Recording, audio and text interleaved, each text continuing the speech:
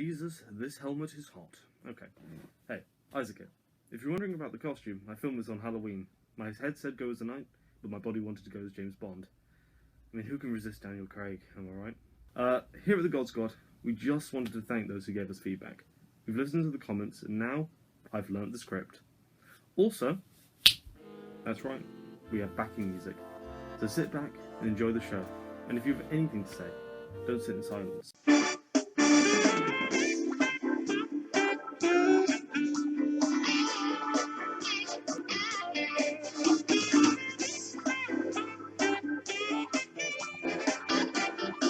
So today, I'll be discussing utilitarianism.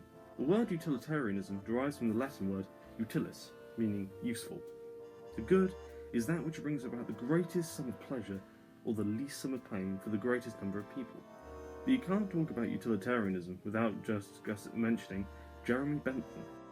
Jeremy Bentham was a British philosopher, jurist, and social reformer, but he links into this because he is regarded as the founder of modern utilitarianism, and he came up with the three main parts of utilitarianism: hedonistic utilitarianism, the principle of utility, and the utility or hedonistic calculus. He believed that all types of pleasure and pain are of equal worth, and thus can be measured on the same scale. What is good and bad for each person is a matter for each person to decide using the following hedonistic calculus. In Bentham's view, hedonistic calculus is democratic, classless, and everybody is to count for one and nobody for more than one, and no one person's pleasure is greater than another. Bentham believed that hedonistic calculus was a rational and scientific way to measure pleasure.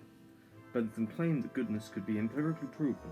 However, now enters Jeremy Bentham's godson, John Stuart Mill. He was a British philosopher, political economist, and civil servant. He was an influential contributor to the social theory and political economy. He has been called the most influential English-speaking philosopher of the 19th century.